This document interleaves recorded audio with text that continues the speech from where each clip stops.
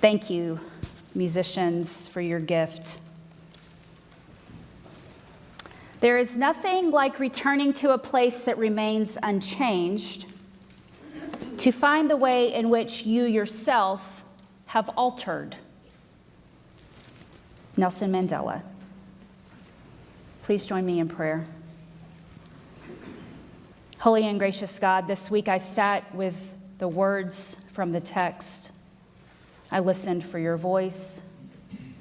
My prayer is that I heard you well, and that my siblings in this place will be touched by the words that you have given to me, that I share with them. It is with Christ that we pray. Amen. Take a moment to think about a year ago. Where were you? What was happening in your life? Has anything changed? Now think about 18 years ago. I'll help you. The year was 2007. Ask yourselves the same questions. Where were you? What was happening in your life? Has anything changed? 18 years is a long time. We tend to automatically think of it from a child coming into the world to graduating from high school. But it's also aging from the age of 18 to the age of 36, which for me feels like a really big leap. I won't do any of the other ages. We'll leave it at the age of 36. A lot can happen in 18 years. And for 18 years, this unnamed woman, we have to acknowledge that she is not named, has been bent over. She has been seeing the world from a very limited and a very dirty perspective. Think about it. She was living in a culture and a time when not everyone wore shoes. She would have relied on her hearing to be attuned to the noises and the voices around her. I imagine that she depended on her nose to detect whose smell was whose and where in the city she might be. For 18 years, she had to rely on everything but her eyes to get an idea of the whole world around her. Then on this one day, she enters the synagogue and she's appearing one way. She's engaging with the world in one particular way. In fact, she is being known in a certain one way. And she leaves that synagogue on that day a transformed person. She is suddenly seeing things in a whole new way. Physically, yes, but I have to imagine figuratively as well. And if this were just a simple story, we would be done. But like most things, most circumstances, most moments in life, there's always someone who ruins a good time. In Eugene Peterson's The Message, verse 14 from the Gospel of Luke chapter 13 is translated this way. The meeting place president, furious because Jesus had healed on the Sabbath, said to the congregation, 6 days have been defined as work days. Come on the 6th if you want to be healed, but not on the 7th, the Sabbath. Suddenly being healed is work? Being set free from what keeps you is work? Being transformed is work? Maybe. Should it be? Jesus, of course, did not even take a breath before responding. We actually see a reaction. Y'all know the difference? Response, react. There was a church that was once deciding on if they wanted to offer a full-day preschool daycare center. For years, they had had a half-day program, but over the course of several months, they had been receiving an increasing number of calls from families who were looking for a full-day option. So like any good church, they formed a committee. The committee decided that they needed to discern if a full-day program was a viable option. As a part of the process, they had to determine if they would be fully licensed by the state. In that particular state at that particular time, this meant you would accept vouchers through the foster care program. And if you know anything about the foster care program, you know that families who open their homes to children who are in need of homes are often met with a myriad of experiences and challenges and scenarios. Many of the children who are a part of our foster care system are not coming from Norman Rockwell paintings or Instagram-ready posts. Their homes do not capture moments that we want to ever remember. There are no filters. There are no touch-ups. It is raw. And in a lot of cases, it is unimaginable.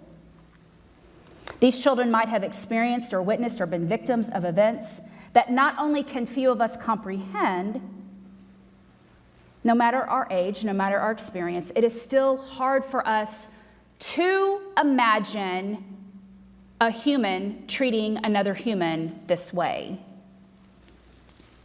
So this particular committee, made up of upper middle class white professionals, that's important to know, began debating if they would be a part of the foster care voucher program. Would they accept children who might not look like their children and their grandchildren? Would they be okay with children who might need a little bit extra attention, who might need a little bit more compassion, a lot more understanding?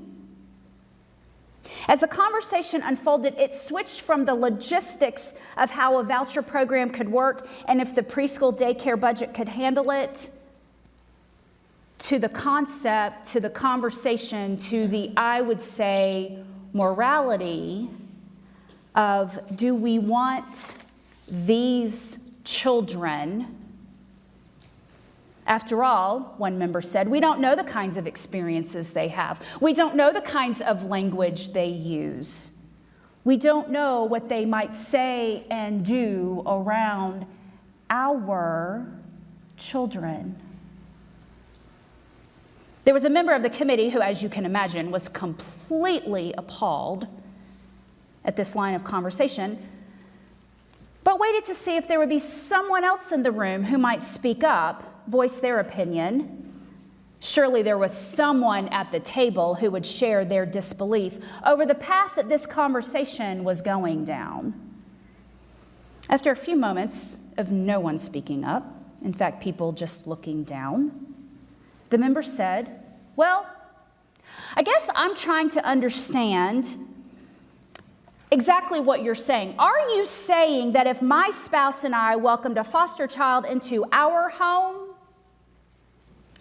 and that child needed a lot more than what another child might need, that child has experienced a world that we might not be able to understand, that child might look different, act different, speak different, are you saying that you would not want that child to be a part of our daycare? The chair of the team sat there dumbfounded.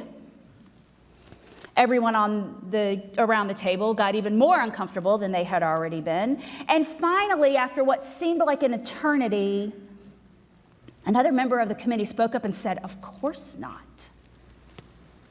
Our children are our children.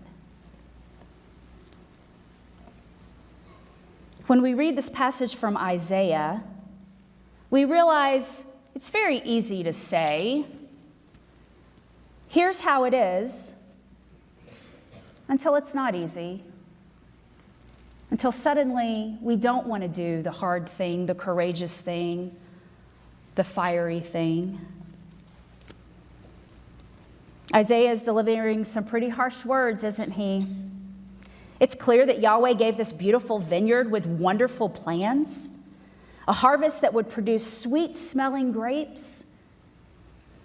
And instead, the fruit is foul, it is unusable, and actually it is very unacceptable to Yahweh and what Yahweh intended. So Yahweh decides to take back the gift. It's going to be destroyed. It's going to be wilted away into nothing. What starts off as a love song ends in a lament, a woe song, if you will. The contrast is hard, and it's probably very easy for us just to say, oh, that was so long ago. That was a scenario in a different time, in a different place. We are thousands of years away from that. Are we? Vineyards and churches and communities, they are very similar in the ways that they will live and breathe and thrive and grow. They have the do's and they have the don'ts. And I will be the first one to stand up and say, all of this can be very, very good and very, very necessary. If, however, those places become stagnant, become stinky, stop producing beautiful, delightful, mouth-watering fruit, it is necessary for us to say, why? And I wish that I had the answer, but sometimes we don't know. In both Luke and Isaiah, however, we see this beautiful possibility of transformation. You notice, I hope by now, I am not using the word healing, and we can talk about that later if you'd like. All week, the word transformation kept arising over and over again. In Luke, we see this woman who goes to the synagogue that day in her long-time, 18-year condition. Did she know that Jesus, this teacher, this prophet, this miracle worker was going to be there? Had someone told her? Or had she been every single day, year after year, hoping and praying that maybe today it will be different? Did the workers in the vineyard just get lazy? Did they just decide one day, I just don't care anymore about this? Were they tired of the repetitive work? Did they just want someone else to do it? It seems that Yahweh had been very clear, but they chose not to tend to which they were given. So, Yahweh had to take care of things. It's harsh. It's too much. But what if Yahweh knew that there was a need for transformation? A transformation that was intense. A transformation that would shock the entire community in order for something new to come about. When we flip our Bibles and we get to Luke, we read that Jesus does indeed heal this woman. She is transformed, and so are the others in that space. But not everyone was so moved, at least not in a positive way. Jesus calls out those who were supporting the official, the meeting president, the leader. They were there. Perhaps they were nodding their heads. Perhaps they were doing a silent clap or raising their hands. They were in agreement with this man, this commenter. They were saying, yes, doesn't she get the rules? Doesn't she understand the do's and the don'ts? Do you think that you're special, ma'am? Do you think that this Jesus guy has some kind of authority that we in this place did not give him? In the NRSV, it says, when he said this, all of his opponents were put to shame, and the entire crowd was rejoicing at the things being done by him. But admittedly, I have to really love the way that Peterson puts it. When he put it that way, his critics were left looking quite silly and red-faced. The congregation was delighted and cheered him on. Some in the room were put to shame. They were left looking silly. They were red-faced. What from? Anger? Embarrassment? Both? Why are we so easily offended when things are not going the way that we want or expect or desire? Is it possible that maybe we actually don't want to be transformed? Are we so comfortable with our relationship with God, with our current status, so egotistical in our being that we think there is nothing that can transform us? This place, this church,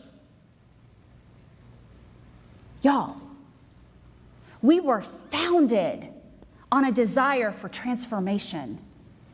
Those of you who have been here from the beginning or from the very early days, you came because you knew there was something more that God was trying to show you. That you wanted more from a community of people, a deep desire for transformation from where you were to where you wanted to be.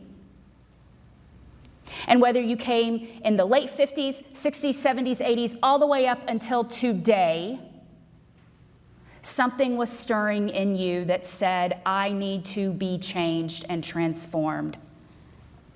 From our very beginning, there has been a focus on community, on outreach, on justice, and on inclusion. Paying attention to the needs of the people, recognizing the possibilities from newness, finding a way from the very beginning to be a we church. So while there may have been those throughout our 67 years who have asked questions, they have been naysayers, and maybe perhaps they have even rebuked what God was doing, God was still going to show up. God was still going to transform. God was still going to do what God was going to do. The people cheered and they delighted and they rejoiced. Why? Was it because someone had been able to suddenly stand up straight?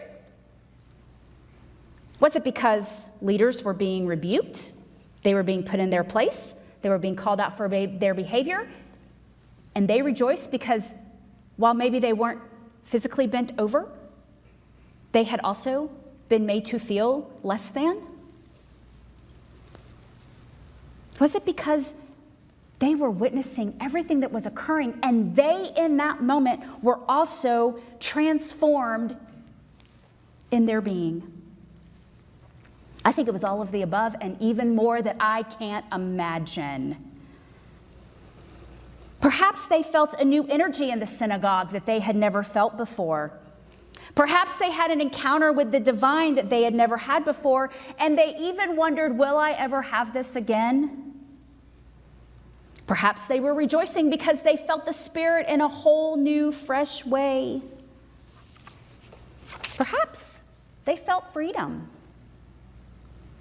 After all, if this Jesus guy, this unofficial and this very official place could do something new and transformative, maybe I can too. That day something happened. Did anyone anticipate it? Maybe. Did anyone expect it? I don't know. Over the last 3 weeks, there are several questions that I have been repeatedly asked. I'm only going to focus on one this morning. Are we going back to 2 worship services?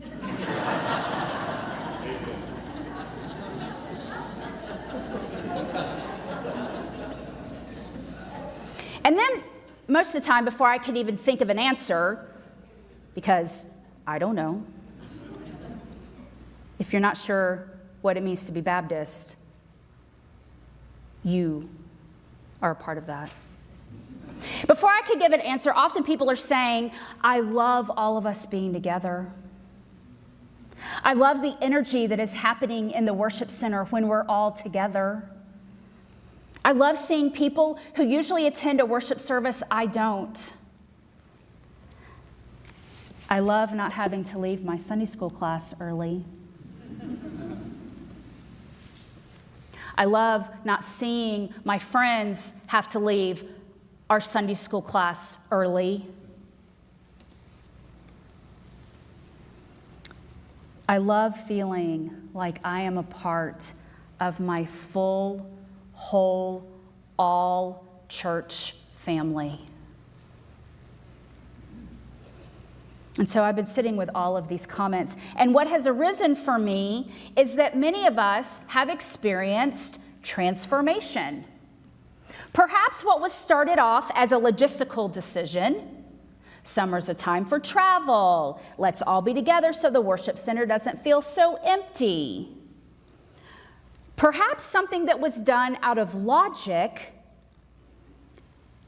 has morphed, has turned, has to transformed into something deeply spiritual. A realization that being together as one body opens up the doors for new conversations, new friendships, new ways of discovering our similarities. Could this be a transformation? Could we be realizing that just because something is new, just because it wasn't my idea, you're the my in that scenario, maybe because it's something I wasn't even sure I would like, maybe you still don't. But what if maybe all of this has brought about a transformation within me, within us? I don't know about you, but I really want to be a good vineyard worker. I really want to be a good congregant, a good follower of Jesus who is ready for God to show up when I least expect it. Confessional. I do not want to be so trapped in my own opinions, my own beliefs, my own certainties, routines, and expectations that I am not ready for God to show up and do something audacious. I want to be someone who is attuned to the movement of God. I want to be someone who is paying attention to what God is doing around me and beyond me, rather than so consumed with what I want, what meets my desires most, that I can't even see God. I want to be ready for transformation, no matter how painful that may look, how painful it may feel, how truly unready I might be. Because the truth is, transformation is painful.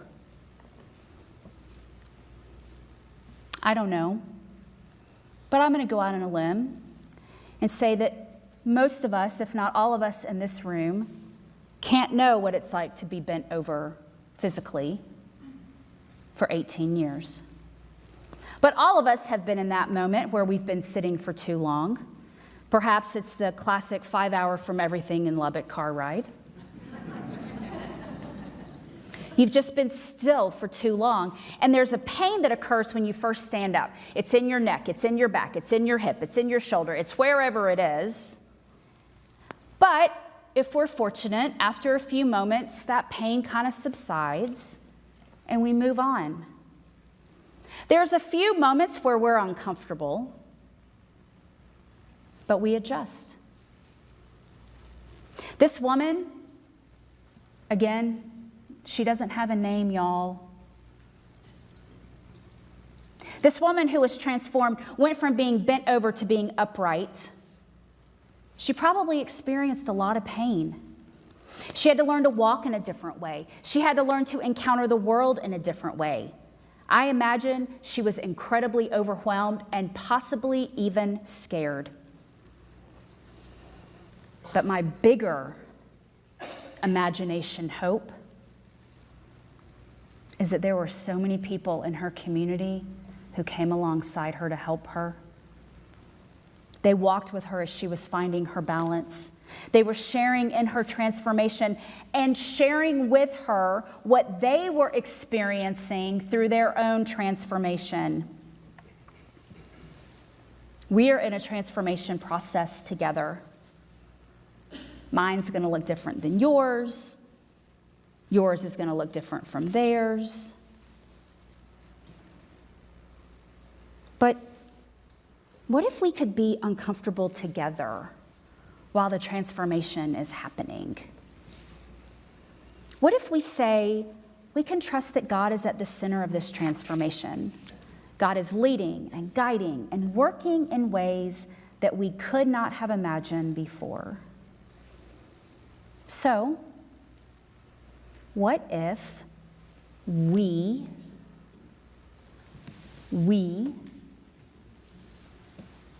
could set aside what we have come to know and to expect?